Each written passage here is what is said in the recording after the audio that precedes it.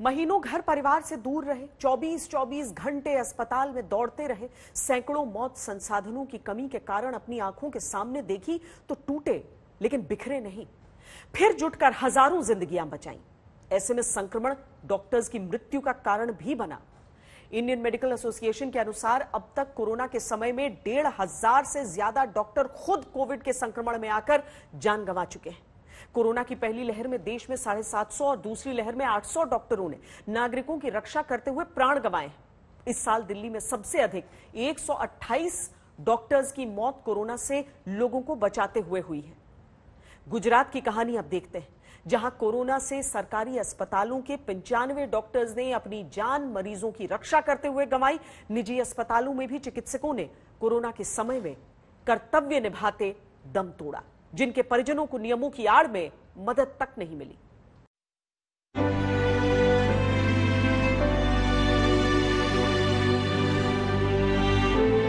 उनके जैसा डॉक्टर बहुत कम मिलते हैं जो पहले अपनी फर्ज निभाते हैं, बाद में फैमिली।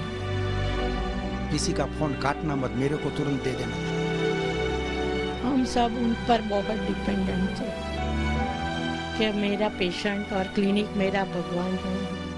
ये आंखें चमकती हैं अपने डॉक्टर पति को याद करके, जिन्होंने देशवासियों को कोरोना से बचाते हुए खुद संक्रमण को अपने शरीर पर झेला।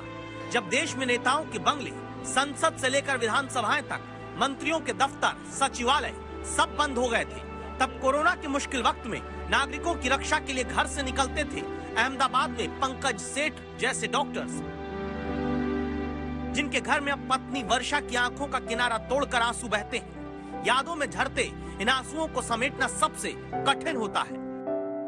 हमने कैसे दिन बीता है वो हमको भी नहीं मालूम। अभी कोरोना की पहली लहर में जब चारों तरफ लॉकडाउन था, जब कौन कोरोना का पेशेंट है कौन नहीं पता भी नहीं चल पाता था, जब दूसरी बीमारियों के मरीजों को देखने का संकट पैदा हो रहा था, तब अहमदाबाद में डॉक्टर पंकज सेठ कैसे लगातार अपने मरीजों की जान बचाने के लिए कर्तव्य निभाने जाते रहे। सुनिए। मैं इस तरह से याद करती हूँ कि वो फैमिली को गौन गिनते थे, पर फर्ज उनकी पहले आती थी। पेंडेमिक में भी वो 2 टाइम्स जाते थे क्लिनिक पे, कोई की चिंता नहीं करते थे, घर वालों की भी नहीं सुनते थे कि मैं डॉक्टर हूँ, मेरे को जाना ही पड़ेगा। तुमको कोई बार डॉक्टर नहीं मिले, जरूरत हो तो क्या करोगे तुम फील, ऐसा करके हमको चुप कर देते थे कि मेरे को जाना ही पड़ेगा, जो होगा वो तो होके ही रहेगा। आखिरकार वही हुआ जिसका डर पत्नी वर्षा को था। जुलाई 2020 में मरीजों को देखते देखते खुद डॉक्टर पंकज सेठ संक्रमित हुए। नागरिकों को स्वस्थ रखने वाला सिपाही चला गया, लेकिन वो फोकस जो डॉक्टर्स की मदद के लिए सरकारों ने दिखाया था वो धुंधला होता गया। परिवार सहायता से आज 1 साल बाद भी दूर है।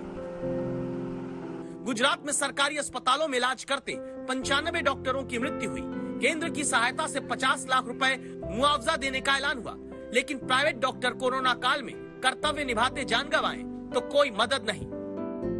कोरोना वॉरियर थे तो सरकार की ओर से कोई मदद नहीं?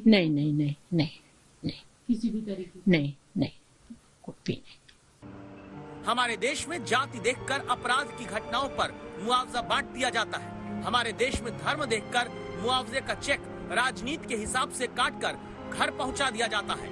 लेकिन जब पंकज सेठ जैसे डॉक्टर देशवासियों की रक्षा में प्राण गंवाते हैं तो उनके कर्तव्य की कीमत सरकारी बनाम प्राइवेट के नियमों में उलझा दी जाती है। अहमदाबाद से गोपी घांघर के साथ आज तक ब्यूरो।